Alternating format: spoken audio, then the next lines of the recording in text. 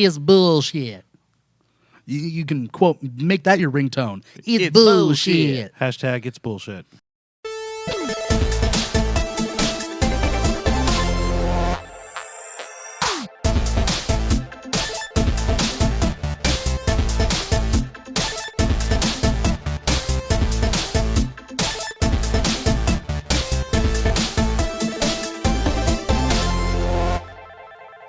Coming at you from hot, so really fucking hot right now, Southern California.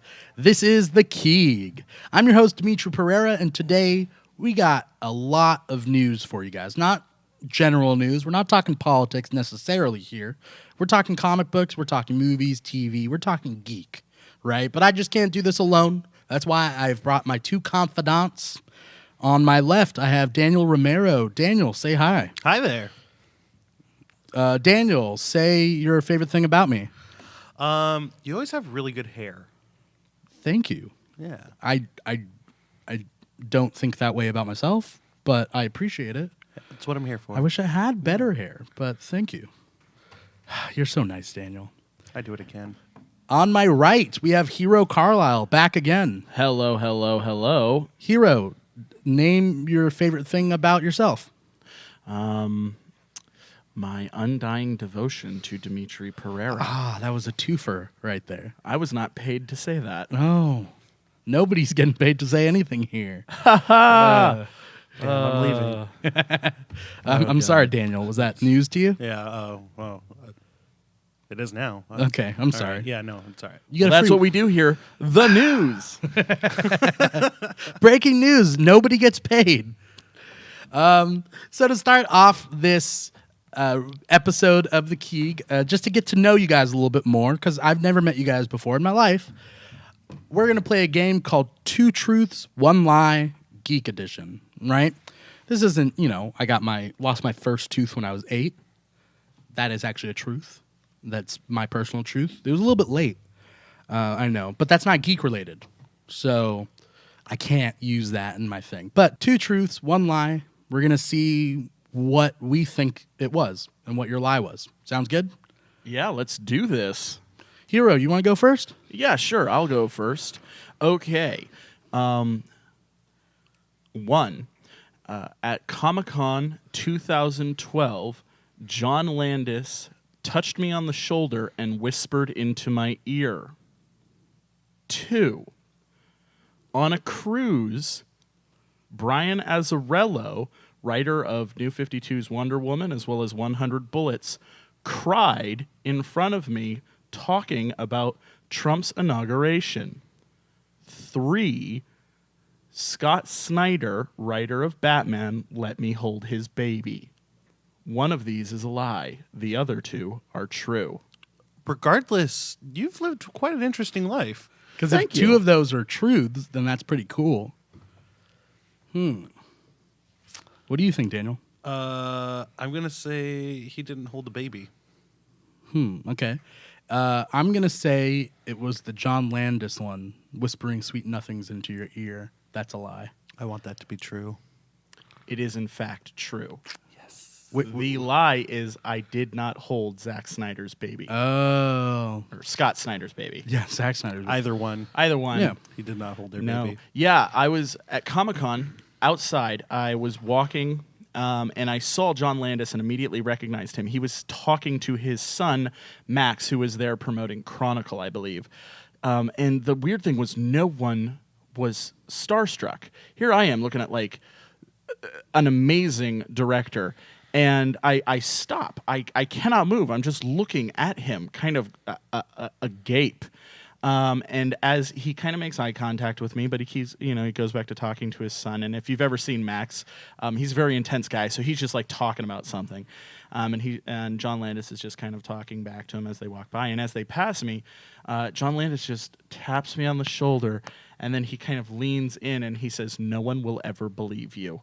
And then he keeps walking, and it was pretty cool. And then I did actually spend 4 days with Brian Azzarello on a Comic-Con cruise in January, where we talked about all sorts of stuff. Very little comic books because he did not want to talk about that. But we did talk an awful lot of politics, and he was pretty lit, and he cried. He said, how could we go from Obama to this asshole? So we do talk politics here. There we go. It's just tangentially through comics. Daniel, do you got something? So, one, I recorded a polka album. 2, I met Nicolas Cage walking out of an udon shop. And 3, I've never seen Blade Runner. He mispronounced polka, so that kind of makes me think he hasn't done a polka album. But it's so weird. It just might be true. Yeah, that like I could be mistaken, and he's like, well, the Polish pronounce it polka.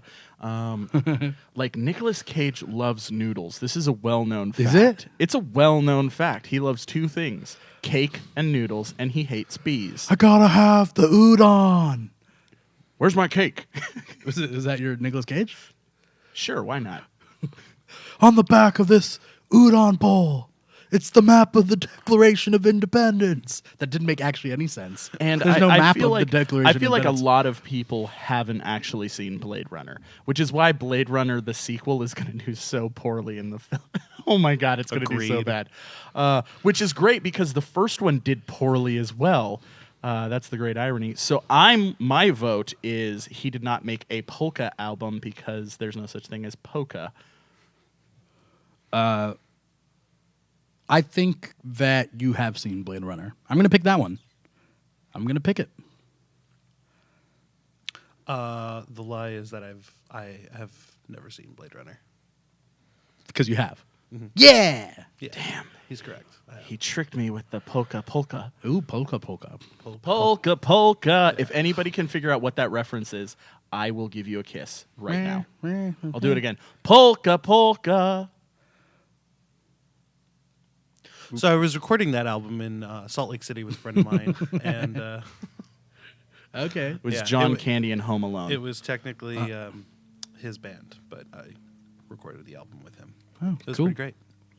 Wait, John Candy was in Home Alone? Yes, Yeah. John Candy is the polka king of Poughkeepsie, Michigan. Poughkeepsie? And yeah, something like that. And he's like, maybe you've heard some of my stuff, polka disco, polka all night, and then he goes polka. Oh, I don't remember. do I don't remember remember actually Home Alone 1. Get Home your Alone fucking 2. childhood back, Okay. guys.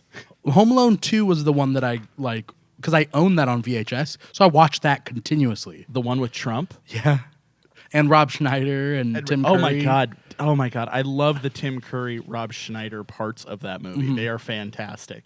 It's almost like I didn't want the Wet Bandits at all. I just wanted more hijinks with the hotel. I think that would have actually been cooler, right? If he set traps around the hotel. Yes, he would have gone to prison though, or juvenile hall, I guess. But yeah, all Long right. time, Hey, though. Yeah. okay. So Not really. His parents would have paid for everything and been like, "Oh, let's just hush this all they're up." not that rich. It was a simpler time back then. They had the 3-story house. Did you see the size of that thing? That's true. What did his dad do? That is the true question. We will find out on next episode of the Keeg. Bring it My to you. two truths. Yeah, One Dimithri. line. Yeah. So, 1, I have peed next to David Ramsey from Arrow. 2, I have peed next to Mickey Rooney. 3, I have peed next to Kevin Sorbo. I'm sensing a theme. Okay. Yes, they're all geek related. Oh, yes. Yeah. Kind of. Is Mickey Rooney No, a be- geek related thing anymore? He is. I think peeing is. Peeing is a geek thing. Only Yeah. geeks pee. Well, here's my logic behind this. So Dimithri goes to a lot of cons, and it's theoretically possible that lower list celebrities would have to use generic bathrooms with people. So I'm gonna say he has peed next to Kevin Sorbo, which you lucky son of a bitch. And I'll say, yeah, you did pee next to the guy from Arrow. Yeah. I do not believe you peed next to Mickey Rooney. I don't think that man pees. I'm gonna say I don't think he peed next to Kevin Sorbo. I don't. Yeah, Okay. that's my vote. The lie was Kevin Sorbo. I've never peed next to Kevin Sorbo. I have peed next to Mickey Rooney. He's very small compared to the urinal. And David Ramsey, it was in a special theater screening of the crossover episodes of Flash and Arrow that I went to. And so that was the only bathroom. There's no VIP bathrooms there. Oh, okay. But yeah, I've only peed next to Mickey Rooney and David Ramsey, never Kevin Sorbo. But I met him outside the bathroom, though. Oh. Seconds away from peeing, if you think about it. Yeah. You almost saw his thunderbolt. The Lion of Nemea. Yeah. That's what he calls it. That's a little mythology joke for all you Greek mythology fans out there. So, moving a little bit away from Greek mythology, let's talk about some news in the geek world right now. Let's talk about some modern mythology, shall we? Surely. Recently, there was a little bit of a director change on the Han Solo movie. Phil Lord and Chris Miller have been ousted. There are rumors why, but Ron Howard is now directing the Han Solo movie. Okay. We're talking the spin-off / standalone sequel, right? The prequel Han Solo movie. The movie that should not be. The young Han Solo movie, yes. Rumors have indicated that it's really because that Phil Lord and Chris Miller were trying to make more of a comedy and less of a Star Wars movie. So some people were thinking more of a comedic Western, right? And will that fit with Disney's way of doing Star Wars now? Well, I feel like that rumor doesn't have a lot of like legitimate base because they're so far into physical production. They only have 3 months left. That would mean if it was more of a comedy Western, they would have known about that a year ago. Like they would have been okay with it from the first shot. Like I don't know what happened. They've been all very quiet about it, but I seriously doubt, because I've also read that Lord and Miller have basically given up any claim to the film. Like they're not getting residuals, they're not getting credit, they're not getting anything. They just dropped. That's what I've heard. So I doubt it's a creative thing in that way. I think it has much more to do with contracts, if I'm being honest. Okay. Keep in mind that Phil Lord and Chris Miller. Yeah, Chris Lord and Phil Miller. No, Phil Lord and Chris Miller. I always get mixed up, just like Trey Parker and Matt Stone. I get those first I heard the names. thought happening. Yeah, I almost mixed that up. But they left the Flash, right? They were supposed to do the Flash. They were. And they were one of the directors, and then that dropped. There's been like 5 directors that have dropped the Flash recently. I also think it might have something to do with the fact that Lord and Miller are helming the animated Spider-Man film for Sony. And I know that Sony and Disney are kind of having a fight right now over Spider-Man. Well, to answer your question about whether it's in line with what Disney wants for Star Wars, I think yes is the answer. With the Force Awakens, they allowed themselves to have funnier moments, and I don't think that this would be out of the vein for them to do a straight up comedy with a character that people love so much. And it's fine because he gets into crazy hijinks, you know. That's true. And it definitely goes against, for the fans, something to where they expect more space opera, but you can't have space opera every day for dinner. Like it's too much. They're gonna spoil your appetite. Yeah, it's too heavy for you every day. No, very true, very true. And Rogue One was so heavy. Oh, Rogue One was super heavy. Like, so I think that's why they're like, we need something kind of light to, if you're sitting down and watching this series, you need something light to go against everything that just happened with Rogue One. So I do think, yes, it is something that they were planning on doing.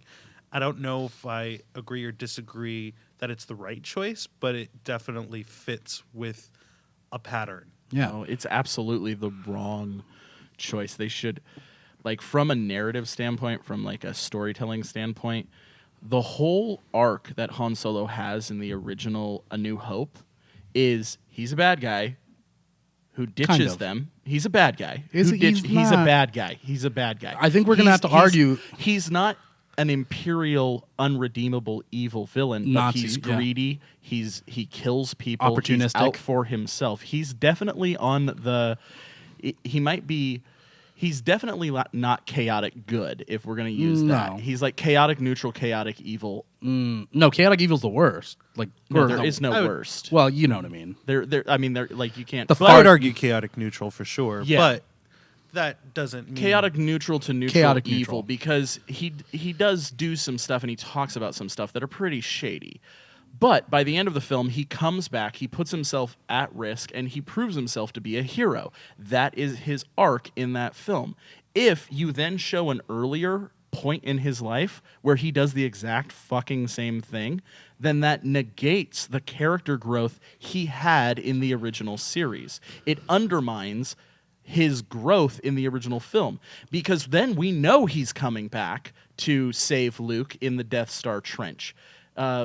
It undermines the whole narrative by making him a good guy.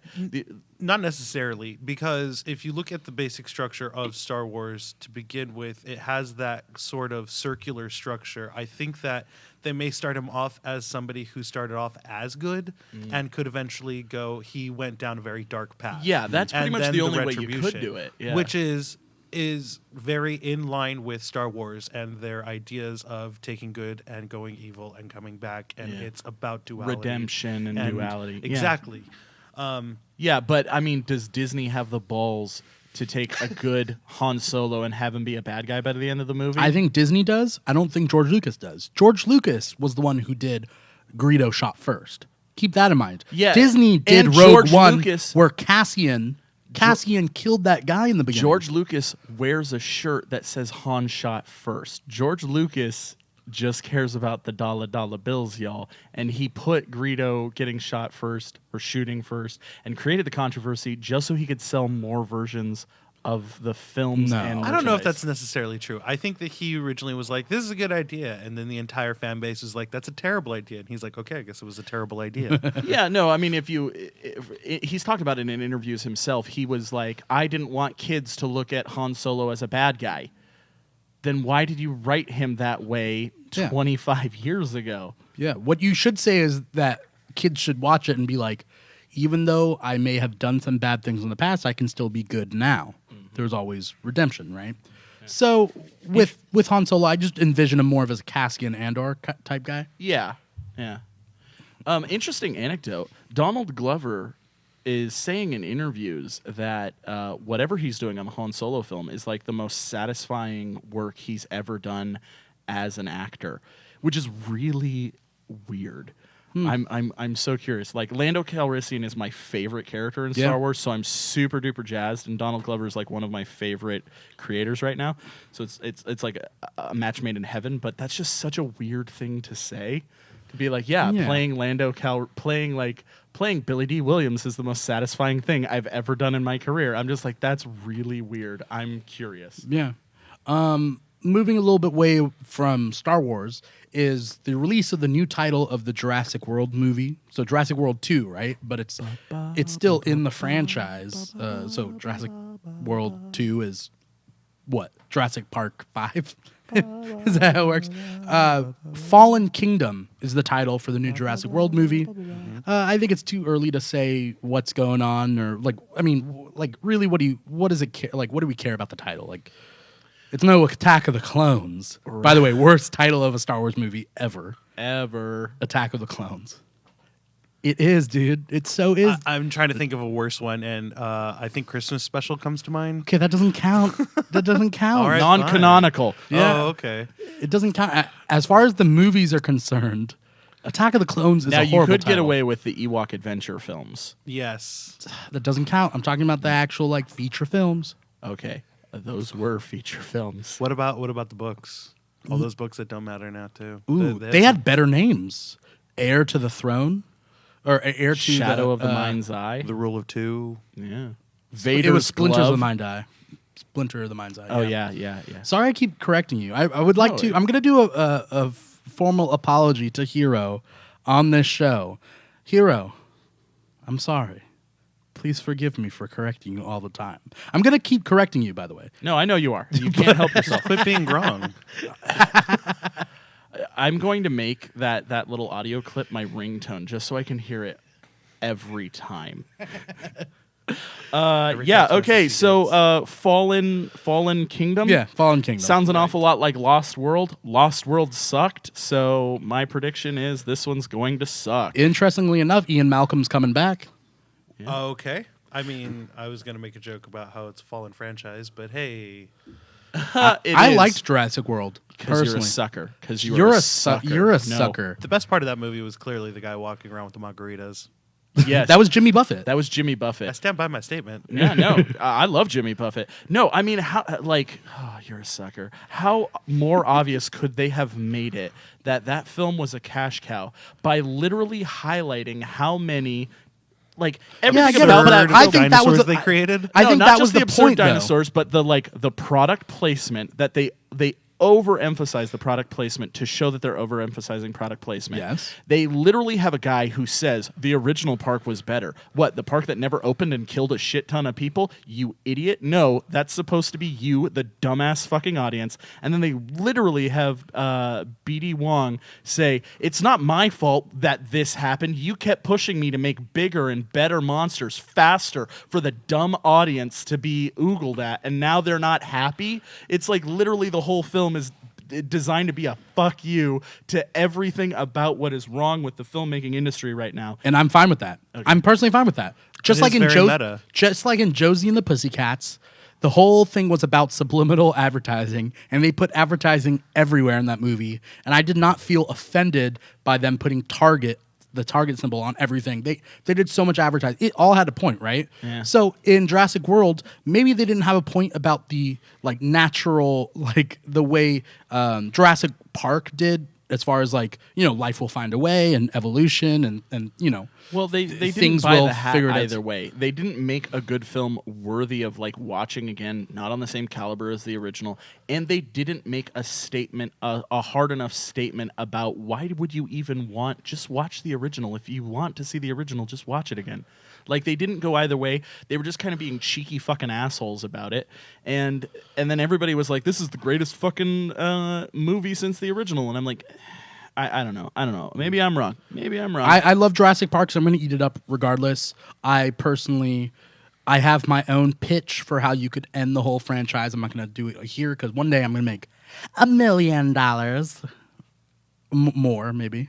That's not An a lot of extra money. million on top of all the as other far millions. as far as the inflation is concerned, that'll be like $500 in a couple years. I was So- going to say $10, but yeah. Yeah. Yeah, So not the bad. point being is, I'm going to make $1 million off of that pitch. It's Yeah. called Jurassic Park Extinction. It's coming to theaters in 25 years. All right, cool. So moving on real quick, I want to touch on the fact that Transformers 5 came out and I did not see it. Boo. Daniel did not see it, right? Correct. And Hero has seen it, I have. even though I asked him to see it with me and he said no. We broke tradition. We've seen like what, two of them together. Yeah. Now? I oh my god. I wish you were there. It was a waking nightmare. It would have been the same thing as 4, right? Yeah. No. Like it. There is only so much robot destruction you can see. So here's a quick couple questions before we move on, just because first question, Daniel, do you like the Transformers movies? Yeah. Okay. Why not? Yeah. Okay, that's kind of like me. I think that my order, 4 really sucked. I like 1, yeah. I like 3, didn't like 2, didn't like 4. 4 was the worst. But answer a couple questions for me before we move on Cool. for Transformers 5. How many scenes had human on human fighting? Like 3. Because in number 4, it was Mark Wahlberg running across like Chinese rooftops after some guy. I totally disagree remember with that. you on this point. I think that was the most emotionally grounded fight in the entire series because that guy tried to kill Mark Wahlberg's daughter and he was going to fight and he was like trying to fuck with Mark Wahlberg. It was like an emotionally grounded fight. Yes, it had no business being in a movie about giant robots, but it was the only part of that entire film that I legitimately cared about what was going to happen next. I disagree.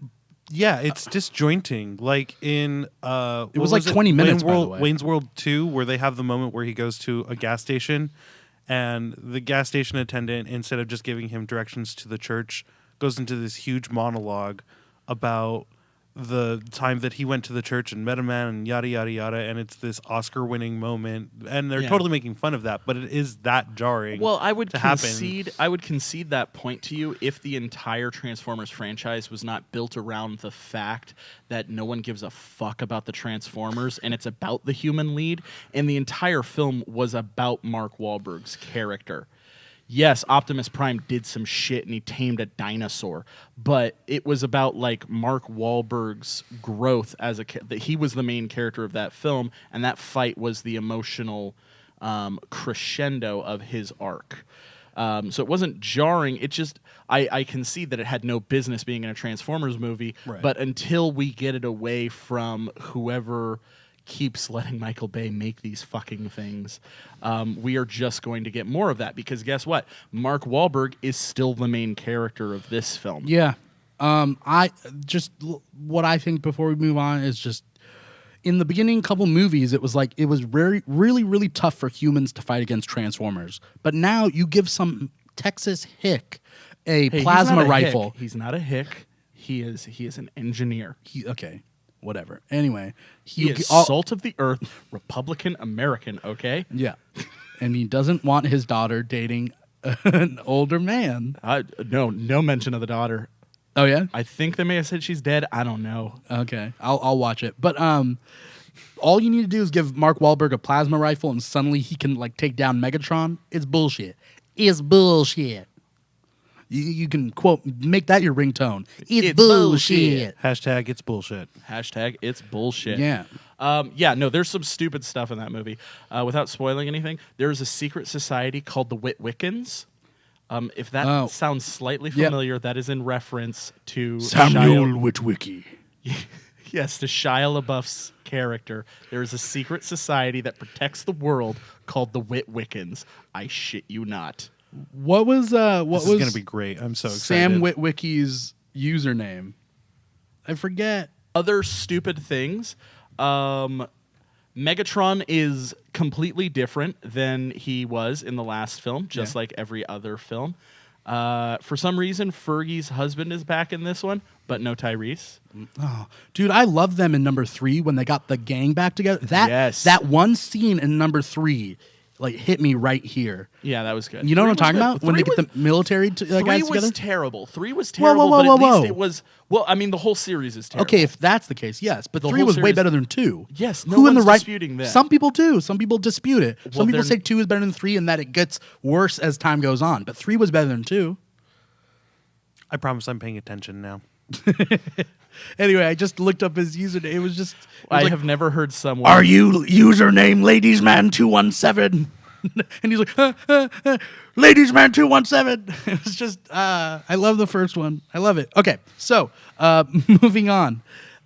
So as we know, actually, I have some Transformers news. Yeah. Transformers 5: The Last Night is the lowest opening in the series, with 69.1 million U.S. domestic box office and 265.3 million worldwide against a 217 million budget, not including advertisement and post.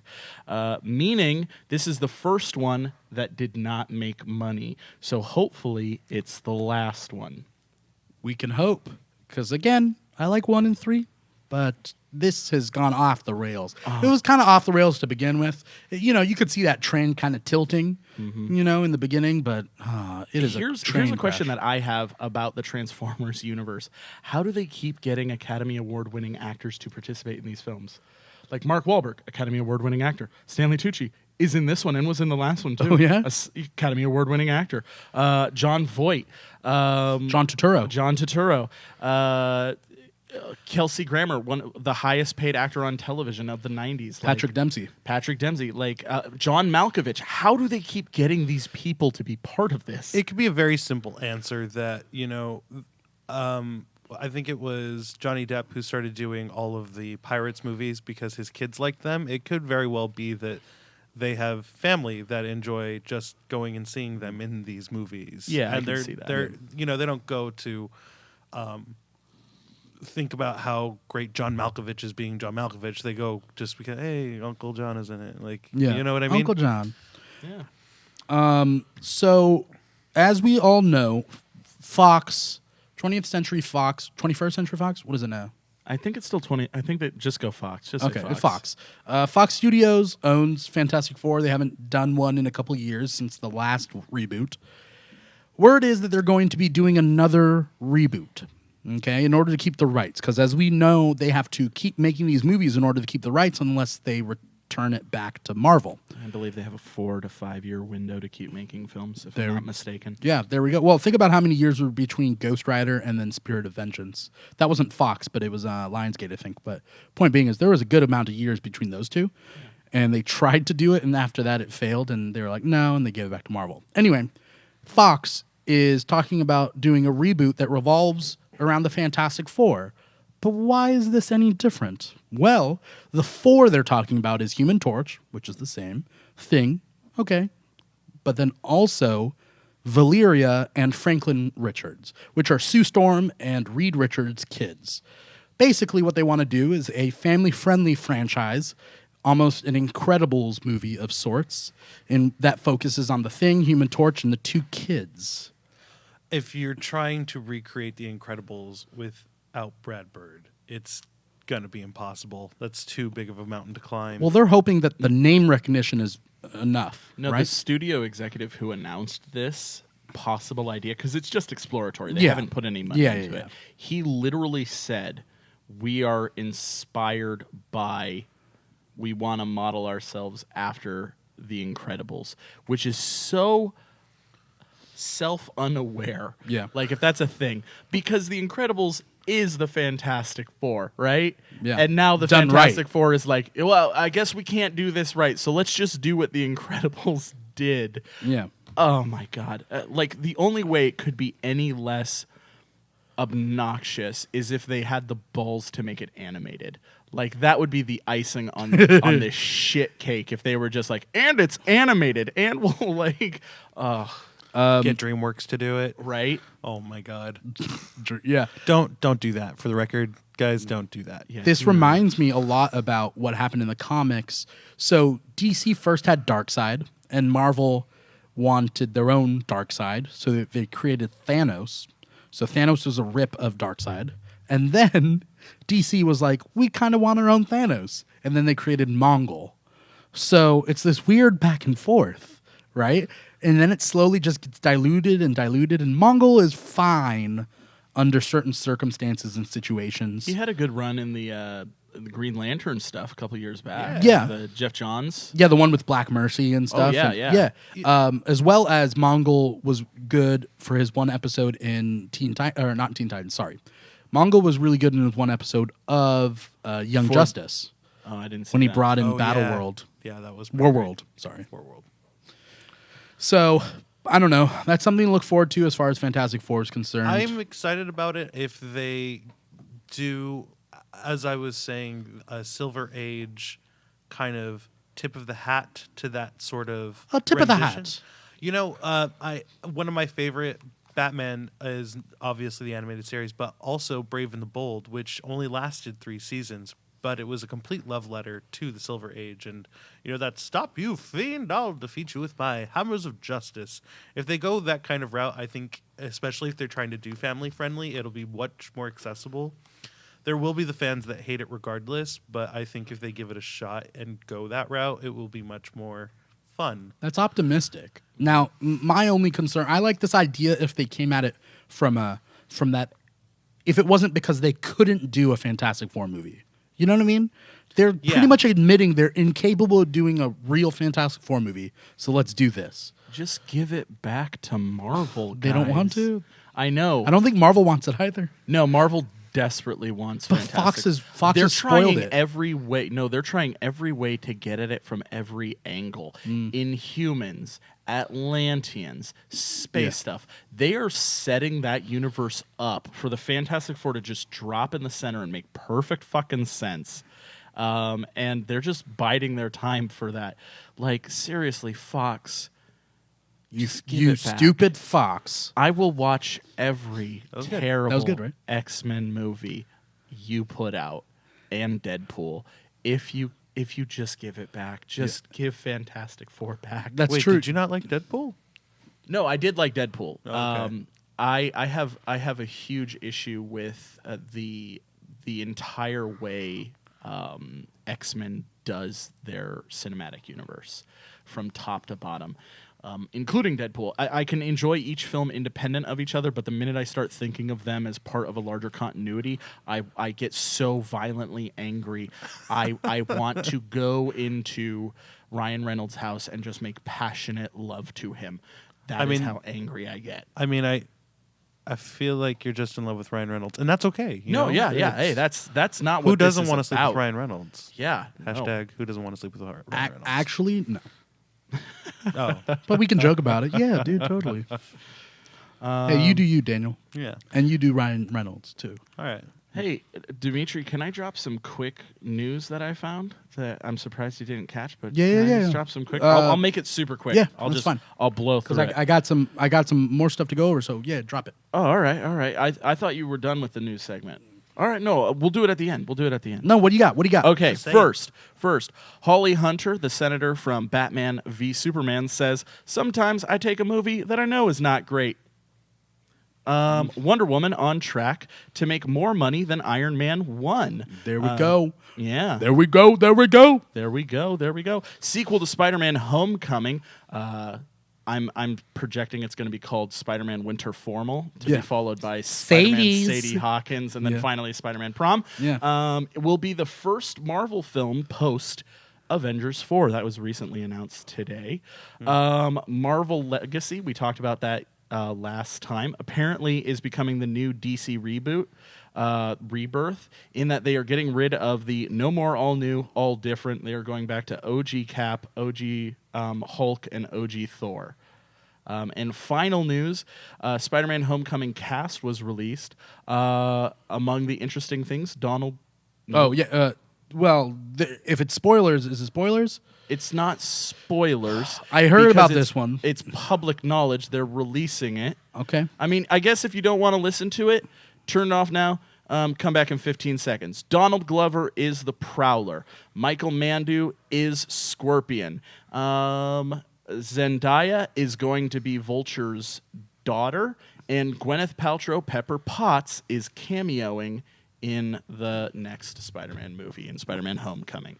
Those are interesting cast things they released today. Yeah. Yeah. I read that. And what's interesting, it's Aaron Davis, not Hobie Brown, which I think is interesting. Yeah. That's ultimate. That is. Yeah, that's ultimate. Hobie Brown was the original, and Aaron Davis was the alternate universe version that deals with Miles Morales. So some are saying some, some are saying other things. So talking about Sony and look, just take these clips, internet, and do what you will. Make the memes, you know. Get that meme money. You gotta get that meme money. All right. So, Craven and Mysterio are told to be getting their own spin-offs with Sony. Now, again, this isn't like ipso facto, stuff, but like the fact that you would even think about it. Oh, yeah, we do have to do an editor's note for those 6 people who listened to the last episode and are listening to this. Yes. We don't know if the Spider-Man verse is connected to the MCU. Everybody's arguing about it. Everybody's arguing civil about war. it. So editor's note, there is no confirmation that it is actually part of the MCU. Right. We will keep you updated on the Keeg Presents all Spider-Man news all the time. Yeah. Why would do any of these companies not? Do they know how to do these shared universes? Really? Right? Are you telling me there's going to be a Craven movie, maybe a Craven sequel, and then there's going to be a Mysterio movie, and then a Mysterio sequel, and maybe Vulture will get his own movie, and then all these Sinister Six people will come together to form the Avengers? I mean, the Sinister Six. How does this make sense? Well, I'm still waiting for Blade 4, so... Wesley Snipes has been petitioning, commissioning, trying his hardest to get into the MCU as Blade. I'm sure he is. It would be an easy fit, actually, to just say that Blades 1, 2, and 3 were part of the MCU. Oh yeah, retroactive. Yeah. It would be easy. Oh, yeah. I'm sure he probably saw all of that and was like, "Who doesn't want some of that Marvel money? Look at that, Yeah. Some of that Marvel money. Apparently, almost Fox, as good as meme money." Yeah, right. Yeah. Almost as good as meme money. All right, so piece of news and something I wanted to talk to you guys about. This is serious stuff, guys. All right. In the comics, Wonder Woman is going to be getting a brother. Okay. My personal opinion about this is she has 2+ sisters already, right? She has Donna Troy, and then Cassie Sandsmark is not really a sister, but Ish. ish, right? Doesn't she also have a black sister named Nubia? She does, which everybody is bringing up nowadays. That's fine. Do with it what you will. She was a forgotten character for so long, and now people bringing her up. All right, fine. Nubia too. But the point being is, why does Wonder Woman need a brother? This is just my little rant. I remember, okay, so I remember just being younger and being like, why isn't there a guy version of Wonder Woman, right? There's a girl Hulk, there's She-Hulk. Way to be sexist. Okay, no, Dimithri. hold on. Way to All be, right, all way to be right. a misogynist. Okay, You say your dick, thing, I'll say Dimithri. my thing. Quit interrupting, all right? Jesus. There's a girl Hulk, right? There's Batman and there's the girl, Batwoman and Batgirl and whatnot. Why doesn't Wonder Woman have a guy? So that was something I used to think about. And then I was like, why does there need to be one, right? Why does there need to be this guy version of Wonder Woman? Wonder Woman is based off of the Amazons, right? They're all women. It's not, you don't need to shoehorn a guy in there to make guys feel like Wonder Woman is accessible, right? Because I feel like that's what this is. And all you fuckers out there that are complaining about a girl Thor, and it's not even Thor, it's not Odin's son, okay? Spoiler alert, it's Jane Foster. All right, all you fuckers out there who are complaining about girl versions or colored versions, they're not even versions, they're successors to the mantle out there. You guys are complaining about that, but no, you need Wonder Woman to have a brother? Why? Is she not accessible enough for you? I mean, these are the same people that probably complained about the fact that there was an all-female screening of Wonder Woman in the first place. Right. Why don't they allow guys in? Well, guys, first of all, fuck a lot of shit up. All right? Okay? We do. We do. And so why does Wonder Woman need a brother? It doesn't make sense to me. All right? Her whole theme isn't about that. Right? It isn't. And so I don't think it's necessary. I don't know if you guys have any quick things to say before I pose to you guys a question. No, we'll see is my ultimate stance because they're gonna do it. They're gonna do it. So we'll see. Yeah. There's no mighty power that I have to fix that. Yeah. Closest thing they've gotten to it was during Wonder Woman 1 year later, which was about 9 years ago maybe, where Hercules came in and he had Wonder Woman's gauntlets and garb. And he was, because Wonder Woman had left, essentially. She had stopped being Wonder Woman for a year in their time. And Hercules, and by the way, Hercules of that universe is a dickhole. He is a dickhole. Hercules of Marvel is also a dickhole, but not in a rapey way. Hercules of the DC universe raped Hippolyta. So that's the mythology. That's like the thing. So anyway, the point being is, and then he's wearing Wonder Woman's stuff. So, or like a male approximation of it. But did you have something real quick?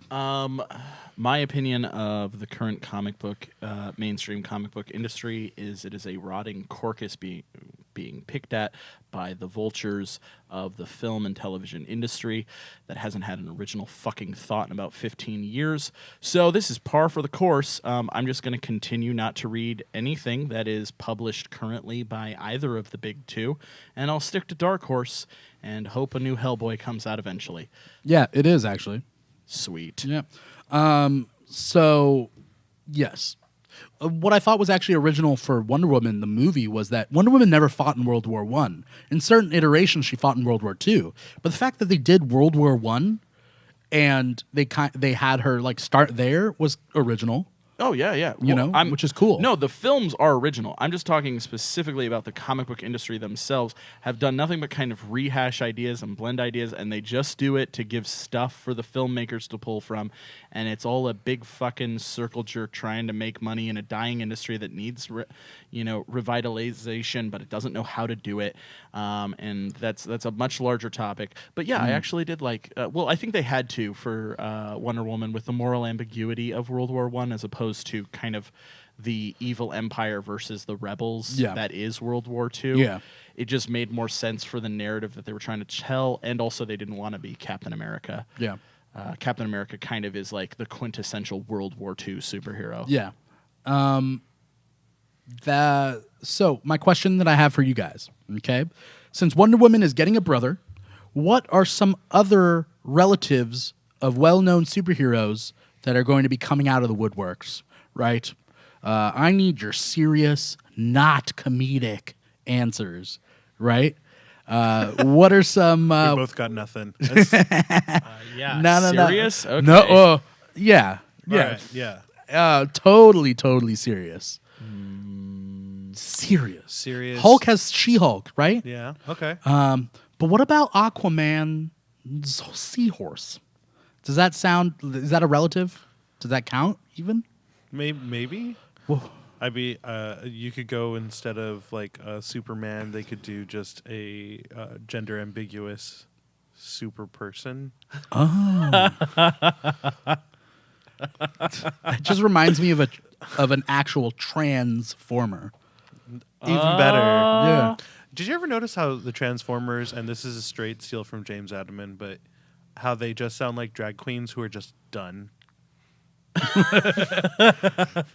Have you gotten that kind of? Yes. I mean, like Starscream. Starscream. Yeah. No, he's not Megatron. Shut up, Starscream. They just they're all bitchy Sounds like queens no, in the back of a drag show. Yes, absolutely, 100%. Just the Decepticons, though. Just the Decepticons. Yeah, Which, absolutely. I Which actually that would be an interesting take on a particular comic if they just did that. Like actually, the Decepticons are I was gay, and that's the whole reason. I was just thinking about like Martian Manhunter. They could really play with the idea because Martian Manhunter being an alien, you can play with sexual fluidity and kind of gender identity. That would actually be kind of cool if in the comic books, Martian Manhunter didn't identify by our binary sexual identity system. If they were like, I'm a Martian, like, we don't really have gender. We don't really have gender. They and do, that would be though. like really cool because like maybe Martian Manhunter has multiple different identities and then you could explore gender politics and things like that. That could be something That'd be cool. a really good platform for that. Yeah. Absolutely. And of course they're never going to do it because as I said, they're a rotting carcass being picked up. Well, no, I think that Whatever a they corpus is. undervalue I Martian keep saying Manhunter. that. I'm way too high. That basically, no, I think it's that DC undervalues Martian Manhunter Oh, as a absolutely. concept. But no, Skrulls in Marvel are gender fluid. Yeah. You deal with that in Runaways. If you ever read it, Zavin starts off a guy, but then he falls in love with Carolina, who's a lesbian, and he has no problem with being a she because it doesn't matter to him. Yeah. Interesting. And to be a form that his love finds attractive. And so no, but I was talking about like what's the craziest idea you could think of? Okay. I was joking about the serious part. I was trying to wink. I was trying to say it in tone. I was trying to quote it. But I thought you were having a stroke. It's very hot. Oh, It is very hot in here. Yeah. Okay, fine. Arthur Curry Sr., father of Aquaman, his drunk brother Alan. It's just him fishing in the Bahamas.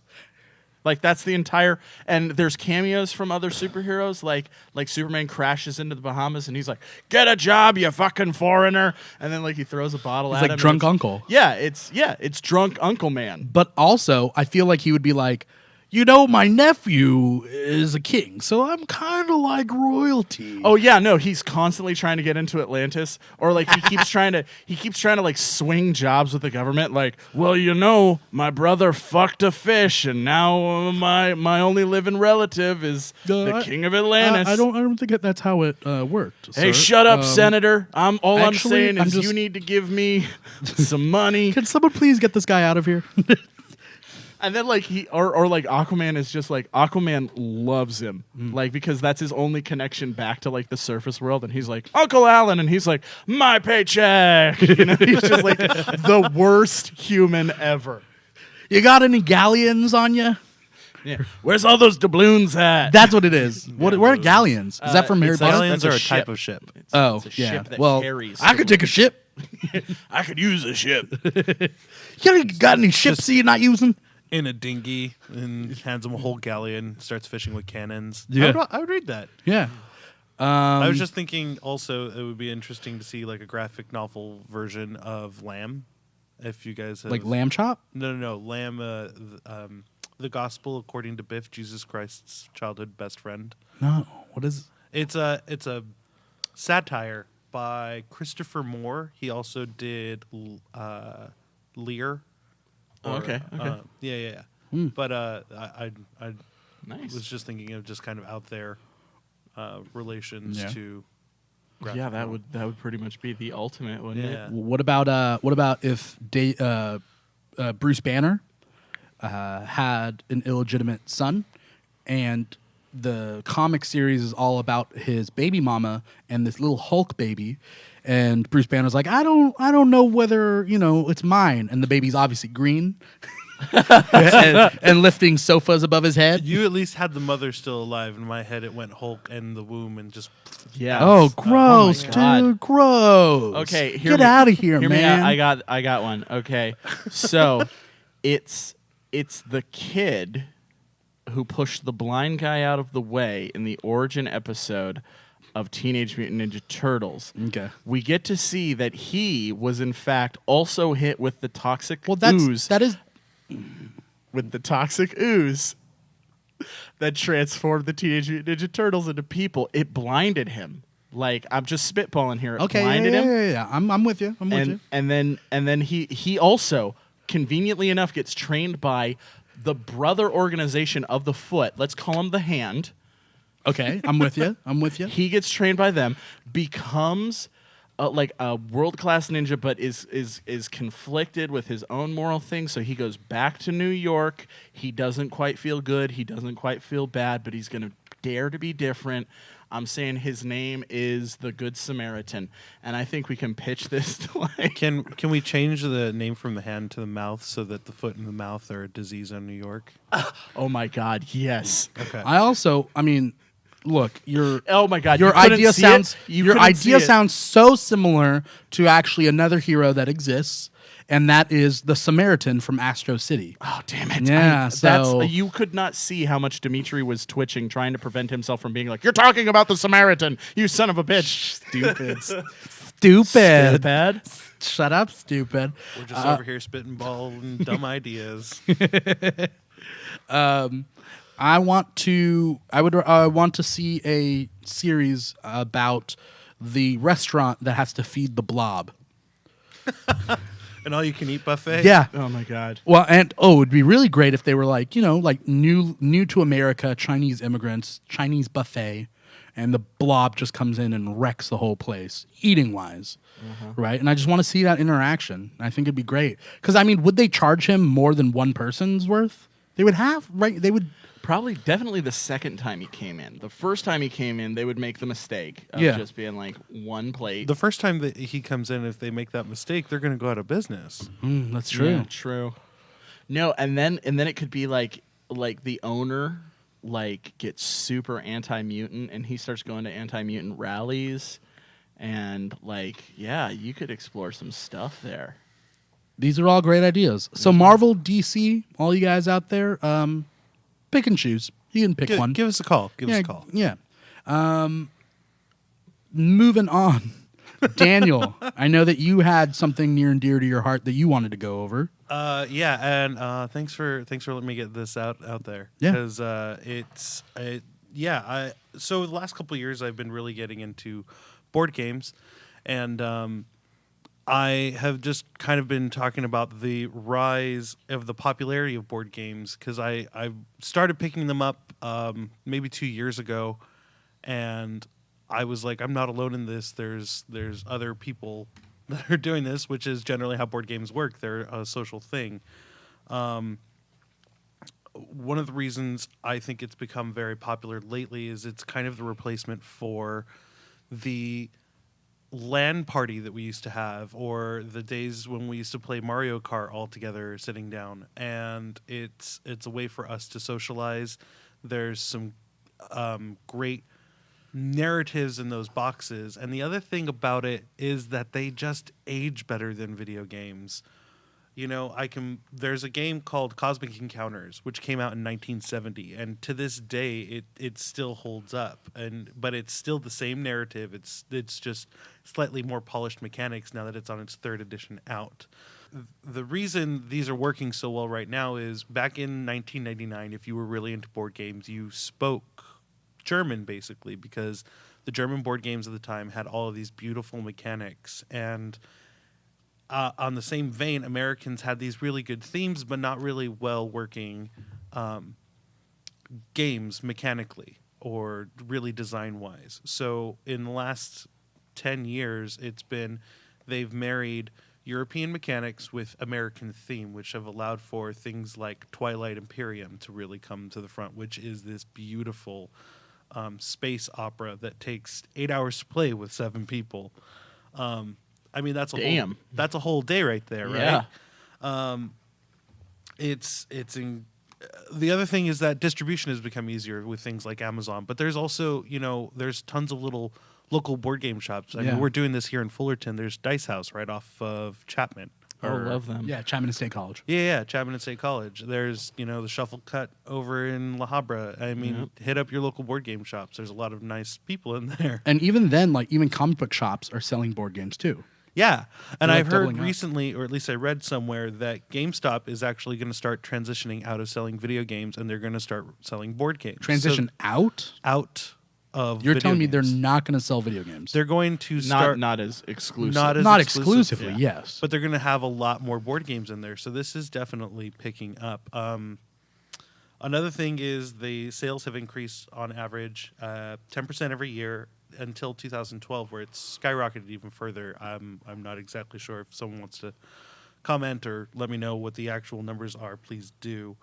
And there are also more board game bars and gastropubs showing up. There's one in Pasadena. I know that even the local board game shops that they have tables where you can go in, try different things, meet people. It's a very social environment and very welcoming, which is nice. It's not like the old days where it's just a bunch of like D&D miniatures that are all dusty and there's just one dude sitting at a counter reading his own, doing his own thing. What's wrong with that? There's nothing wrong with it, but it definitely has Everything is wrong with it that. has a less welcoming environment compared to what they have now. And I mean, there are a lot of great resources like this podcast that we can tell you about that sort of thing. If you have any kind of interest in doing it, there are some great intro board games. Pandemic is definitely one of the leading board games that are raising popularity of this whole genre. And one of the most important interesting characters is the scientist, who's a woman, right on the front of the cover. So I mean, it's not just a boys' club anymore either, which is also nice. Oh, that sounds like something you could come back and talk more about Later. Yes. I'm curious. But yeah, I mean, should I go into? Well, let's open it up. Yeah. Well, I'm done ranting. Yeah. no. You can put the gun down now. It's okay. I swear to God, it's great. All right, I'm gonna get down off this box. I personally feel like it's all linked to the rise of geek culture, and when you have this rise of geek culture, now geek is mainstream. There needs to still be a stratification of what kind of geek you are and what the hierarchy is like. For example, all these things that we that used to be just for geeks back in the day, for a small segment of the population, are now for everyone. So what's for a small segment of the population anymore? There always has to be something, right? So these board games are rising to fill that in. Because back in the day, maybe video games were too video games were always cool, but like You see, I don't know if I agree with that, Dimitri. I would say, in my experience, because I'm a big D&D nerd. I have a weekly gaming session that I do every Wednesday. Yeah. By the way, back in the day, nobody would admit it. I'm just saying. Yeah, no, that's true. That's true. Nobody would. But I will because I can kick pretty much anybody's ass. So I'm strong. As the mighty I'm waiting thorax. for a really buff like ninja to come by, and he's like, I hate D&D. I will hit him with a chair. I don't care how much of a ninja you are. Chairs hurt. But my point being, D&D's hard to prep for because you basically got to do everything yourself. So we would end up having weeks where stuff would fall out, and we started filling the void with board games. The first one we got was Risk Legacy, which is a great gateway because it's Risk, but it's a narrative-driven Risk. Rather than just one game, you play 10 consecutive games over however long you want, but each game impacts future games. Yeah. Like if you eliminate a player, they can't come back, and that territory has now changed, resources have changed. It adds an interesting new mechanic to a familiar game.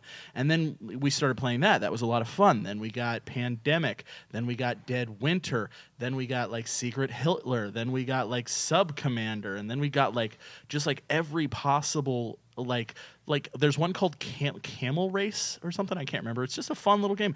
It's not all super nerdy, but what I've noticed is everyone knows how to play a board game.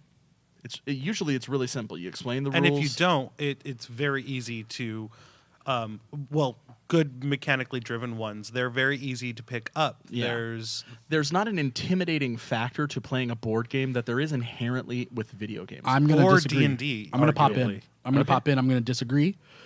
Playing board games with a lot of mainstream not geek people, sometimes you'll do a beer and wine, just let's drink and play board game type nights with people who aren't necessarily used to board games. It's really intimidating for them learning to play the rules.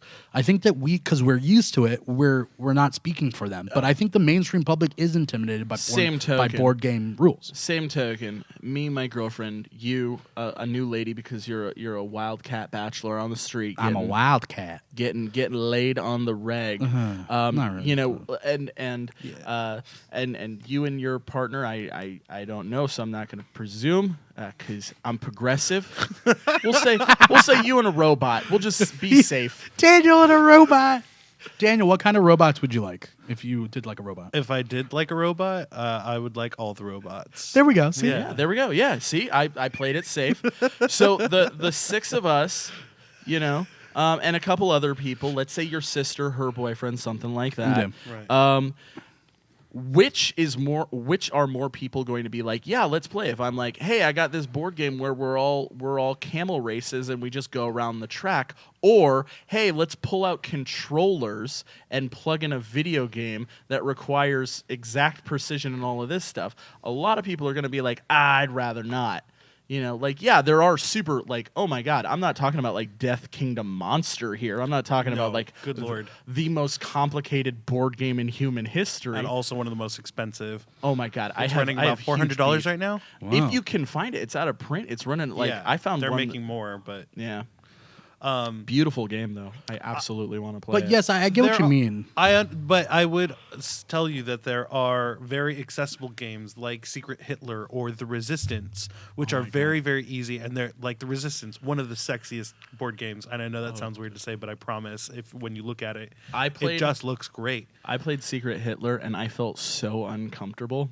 I am Jewish. And so it was super uncomfortable because a part of the mechanic of the game is after you figure out you're assigned your roles, right? It's basically you're basically either on the red or the blue side, let's say. Yeah, it's mafia. It's a more structured mafia. Yes. And so for the Nazis to determine who the Nazis are, everyone has to close their eyes and raise their hands as a fist And then if you are the Nazis, you open your eyes and you make the Sieg Heil symbol.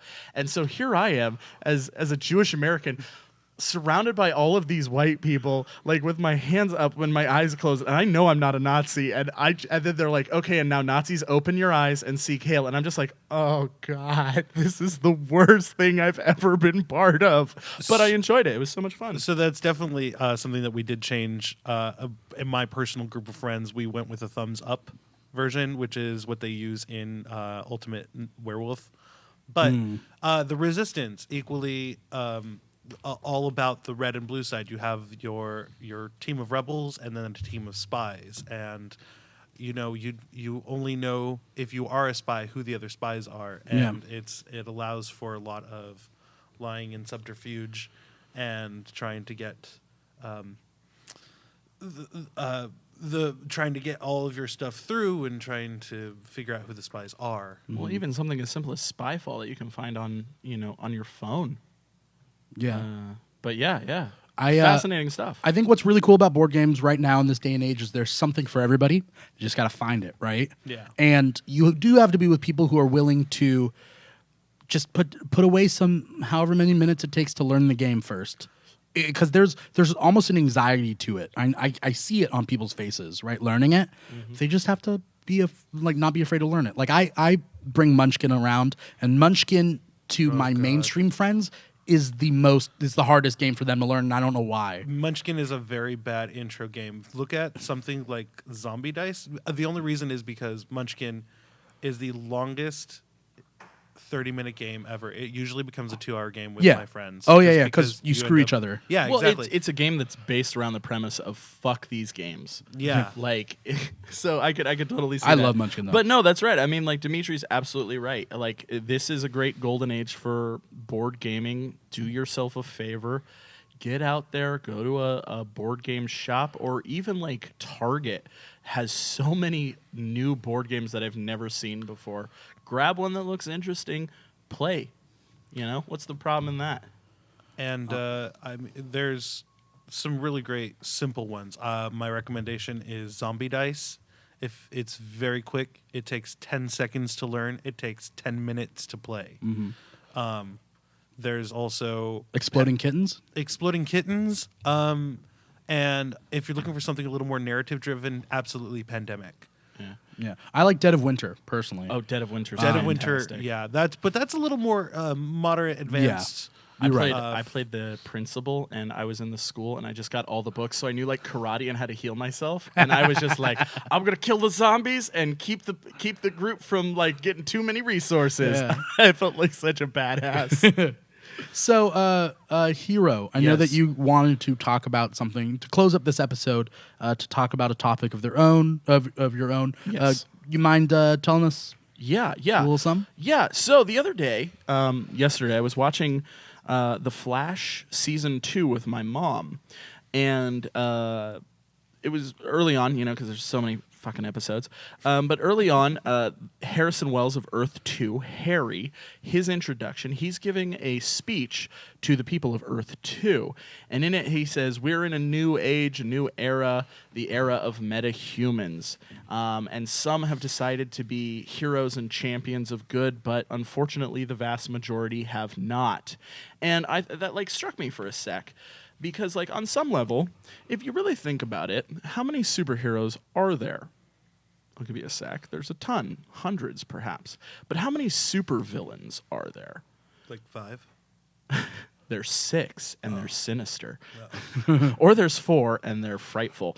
But no, usually every superhero has a cadre of supervillains associated with them. And of course, the logical reason for that is, well, the superhero can't fight the same supervillain every week. They have to have a variety of things. But there's an interesting philosophical notion behind that of why are there more villains than heroes? What is it about power that corrupts? Because we hear that notion in comic books a ton, in film a ton, in video games a ton, even in board games it comes up. Power corrupts. And I think the the current media, by exploring the notion of power and heroism, has caused this kind of philosophical notion to kind of get thrown back up into the forefront. And about 2,000 years ago, a guy named Plato, he actually answered this question. In the Republic, he wrote a parable called The Ring of Gyges, which is about a farmer by the name of Gyges who falls into a cave and finds a ring.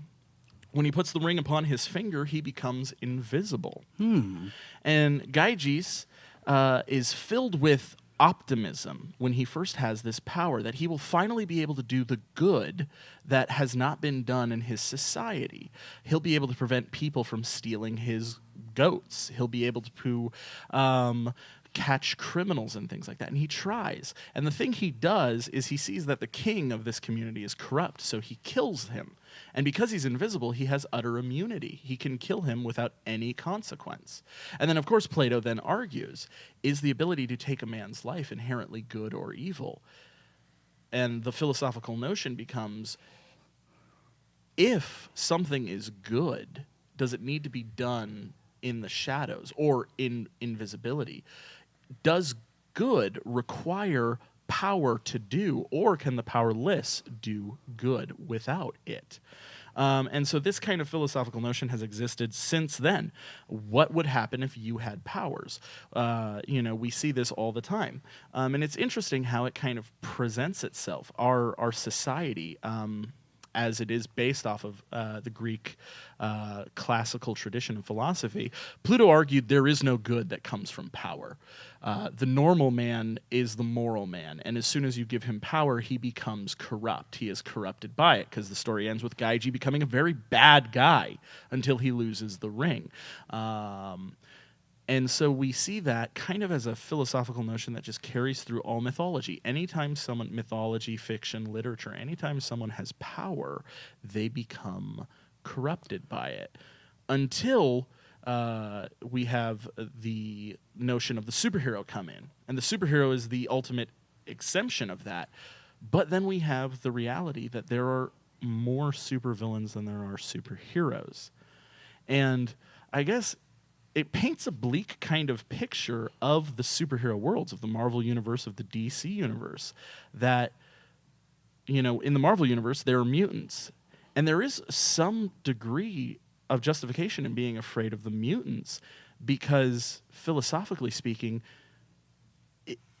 power corrupts.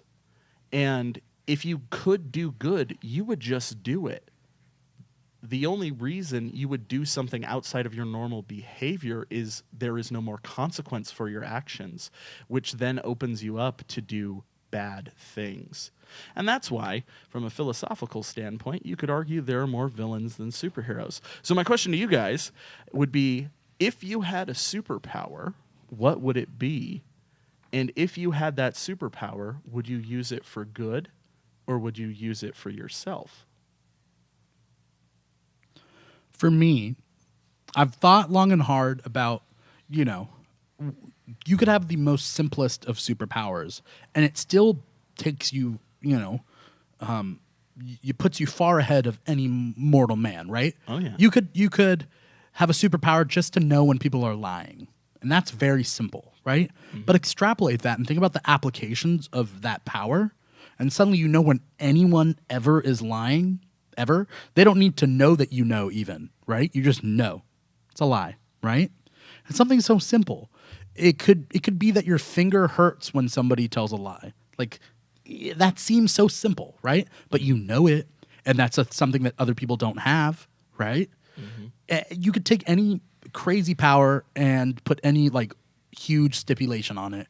You can fly only if your wife is giving birth at that moment. I don't know. But you can. That's something that other people can't do, and you could apply that to something, right? So I think it doesn't matter what power I have in that respect. I could wish for, I know what, having grown up with comics and everything, right?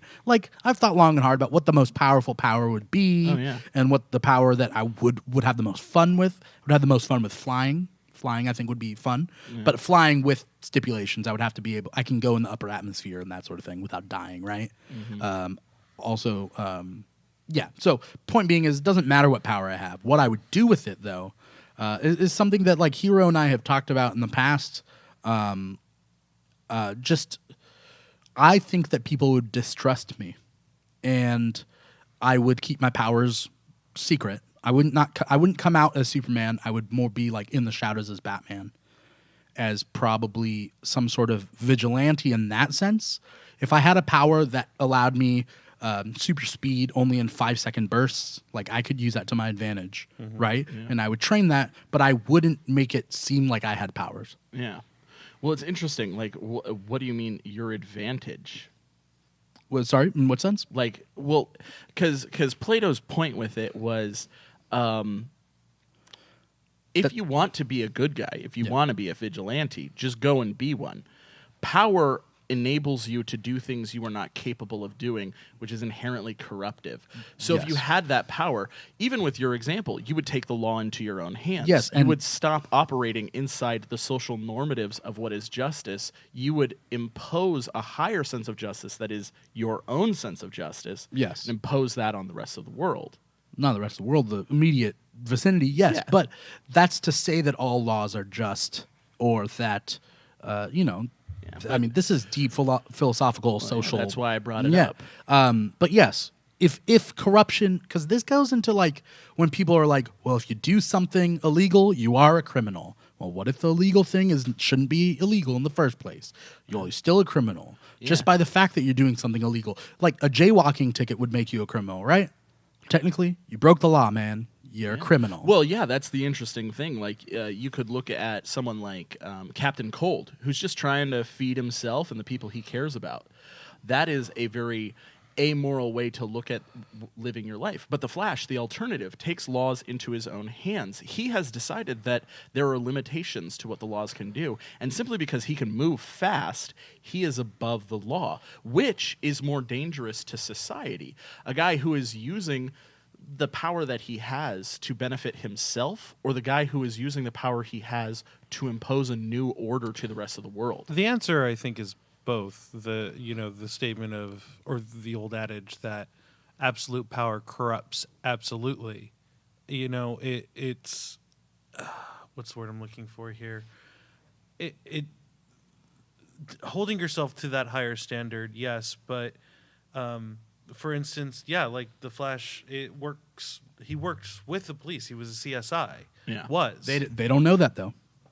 Huh? Yeah, he's not deputized. Well, I guess he is in some iterations. Some He is a vigilante. Yeah. Absolutely. And I don't know where I'm going with this. Yeah. No. Well, I mean, that's the interesting thing, because the logical philosophical conclusion is everyone is a supervillain with powers. Even Superman, Wonder Woman, Captain America, because they step outside of what the collective, the Republic, has deemed these are the laws and here's how we enforce them, they are just as bad, if not worse, because they're imposing their personal views on the world. Unless you're deputized, though. Unless you are deputized. Even then. Captain America is. But even then, like, that is problematic. It's an interesting thing. If you're fascinated by it, I recommend picking up Plato's The Republic. He has a lot of very interesting ideas, but I just thought I was thinking about that with the Flash. Yeah. I think it brings up a lot of great points that, I mean, you could do a whole like NPR series, right? Yeah, on this alone. Like, can you imagine? Yeah. If anyone, I mean, as far as like this show is concerned, we are out of time for today. Once again, I'd like to say thank you guys for listening to the Keeg. It really means a lot to us that whoever's listening on the other end is listening, right? Feel free, like, comment, subscribe on all or even one of our social media sites. We have Facebook, which is facebook.com/The Keeg. We have our Instagram and our Twitter, which is @The Keeg Show. We also have a YouTube channel, youtube.com/The Keeg. We're on iTunes. We're on Google Play. We're on SoundCloud now, soon to be on Stitcher. Whoa. Yeah, we're on all of those, right? So you can listen to our podcast one time on each thing if you really wanted to. Give us the views. Give us the likes. Give us the comments. #The Keeg on Twitter. Talk to us, Yeah, right? please Yeah, if Plead you with really us. loved us, you would do all that. Yeah. Yeah, you Listen would. to every single one. Also, if you really hated us, you would do the same thing. It would just be negative. Yeah. So I'll take it. Give Either us way. questions, comments, concerns. We want to hear what you guys want to hear, right? So if you guys really are like, I wonder what Hero's viewpoint on communism and how it relates to the superhero universe, well, I'm sure Hero would love to talk about I that. have some ideas. Yeah, there we go. So please feel free, interact with us. Like, we want to hear what you guys want to hear. So talk to us again, like, comment, subscribe, do all that great stuff. We appreciate you guys listening to us. Before we leave, I wanted to say thank you to Daniel. Daniel, thank you for being on this show. Thanks for having me. Yeah, you're welcome. Yeah. So where great to be where here. can people see you next or hear you next or whatever? Let's see. Hopefully, they will be seeing me in Whittier Community Theater's production of Guys and Dolls. The auditions are coming up, so we'll see. Ooh, Yes. okay. Which one will you be? I'm auditioning for several parts, so we'll see The what guy, I get. the guy, The guy, or the doll, or I'm auditioning as the guy. you're a doll. Yeah, I wish that'd be great. He's actually auditioning as Lady. Macbeth. If luck could be a lady. If Oh, luck okay. could be, yeah, that would be That would be what that would be it great. Sorry, we just had a brief theater. Yeah. thing. It So happens. yeah, It thanks. happens. Thanks for coming on the show, Daniel. Really appreciate it. Hero, where can we see you next? Yes. Or hear you? Well, if you are in the Orange County area, you can catch me every Friday night at the Chance Theater in the Anaheim Hills, where I host Laugh Chance at 10:30. It's a fantastic comedy team. You can follow them at Laugh Chance on Twitter. Also, I am part of another comedy group called Fancy Hobo. You can follow them at Fancy Hobo Improv. And if you want to see a different side of me, more politically serious, kind of socially focused, and occasionally posting some weird shit that's funny and awkward, you can follow me myself on Twitter at Hero is my name-o. All right. Thank you guys once again for listening in. Once again, I am your host, Dimithri Perera, and this has been The Keeg.